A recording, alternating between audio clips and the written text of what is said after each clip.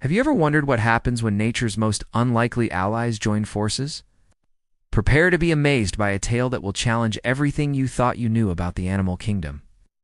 The forest at the foot of the mountain was bathed in the crimson glow of sunset. Cicadas sang their chorus, blending with the whisper of the wind. Daniel, a young forest ranger, was finishing his daily patrol. Years of work had trained his eyes to notice the slightest signs of disturbance in the wilderness. That evening, as he prepared to return to the station, a sound reached his ears. It was a faint growl, but not the fierce, threatening sound he expected. Instead, it was trembling, almost broken, like a cry for help. He moved cautiously toward the source of the sound. Pushing aside a thick bush, Daniel froze. In front of him stood a white tiger cub, its fur glowing under the fading light, its turquoise eyes shimmering with tears.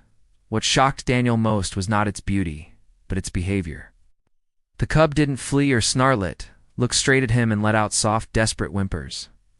"What's going on here?" Daniel whispered to himself.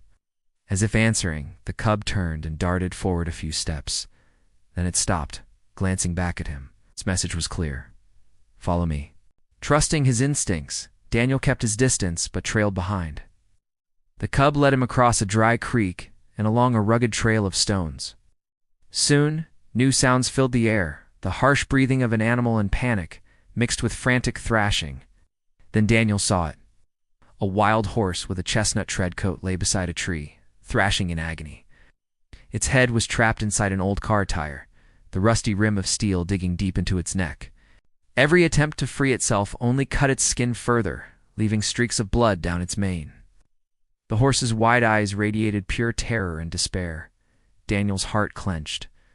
A terrified horse could kick with lethal force, and approaching it was dangerous. The white cub stepped closer to the suffering horse, whined softly, then turned back to Daniel. In those tear-bright eyes, Daniel saw something that stole his breath, a plea for help. The cub was begging him to save the horse. Daniel inhaled deeply, pulled out his radio, and tried to call the station. The signal was dead. Out here, he was on his own. Carried a small survival kit: gloves, a folding knife, bandages, and disinfectant. Slowly, he approached the horse, raising his hands to show he meant no harm. "Easy there. I'm here to help," he murmured, voice low and calm. The horse shivered violently, but its frantic eyes softened with a flicker of hope. The cub sat nearby, watching Daniel intently, like a guardian and a witness rolled into one. Daniel crouched low, circling to the horse's side, careful to avoid its powerful legs. He examined the tire. The steel rim had wedged deep into the flesh. His knife barely scratched the rusted metal. Sweat streamed down his brow. The horse let out a long, tortured cry, collapsing weakly onto the ground. For a moment, Daniel feared it would give up entirely, and he caught the cub's gaze.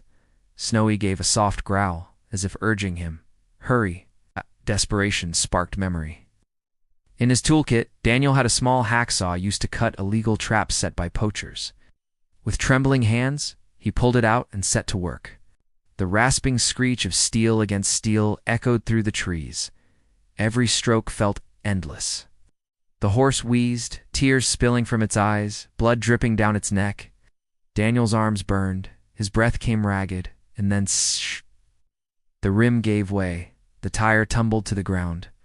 The horse collapsed completely, chest heaving, its body trembling like a leaf. Blood oozed from its torn neck, but at last it was free. Quickly, Daniel cleaned the wound with disinfectant and wrapped it with bandages. The horse shuddered at the sting, but soon stilled. Then something extraordinary happened. The white cub padded forward. It pressed its face gently against the horse's neck, letting out soft, soothing sounds. The horse twitched, ears flicking nervously, then relaxed. For the first time, its eyes no longer screamed of terror. Daniel sat back, overwhelmed. A tiger, a predator, was comforting a horse, a creature it should have hunted. Yet here they were, bound by something stronger than instinct: compassion. He realized he had just witnessed a miracle. The next day, Daniel returned with a rescue team carrying supplies. They found the horse still there, weaker but alive. By its side lay the cub, who had stayed all night to guard it. As days passed, Daniel pieced together the story. The cub was an orphan. Its mother had likely been killed by hunters, leaving it to wander alone.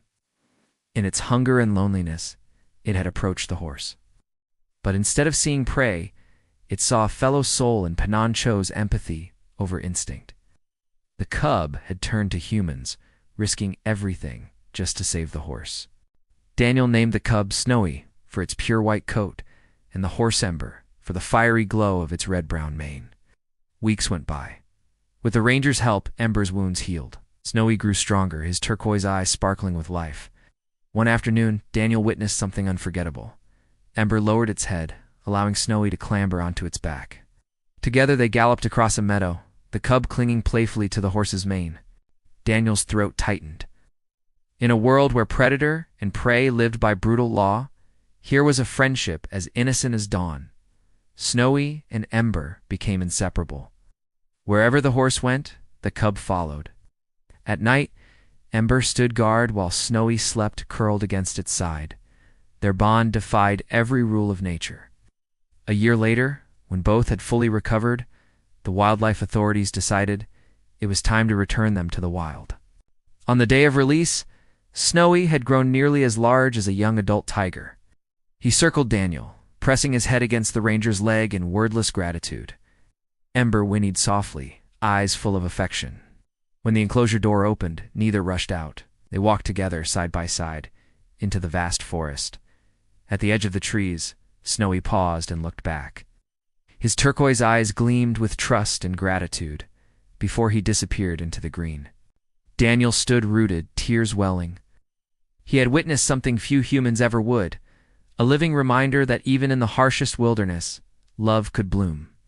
Years later, locals still spoke in hushed wonder of the legend, a white tiger and a red horse roaming together like shadows of the wind.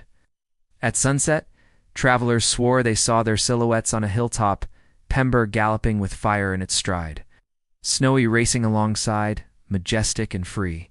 For Daniel, the memory of that first plea remained etched forever. The image of the cub's tearful eyes begging for help was proof of a simple, profound truth. In every living being, human or animal, lies a seed of compassion. And sometimes, a single plea can change fate, saving not just one life, but two.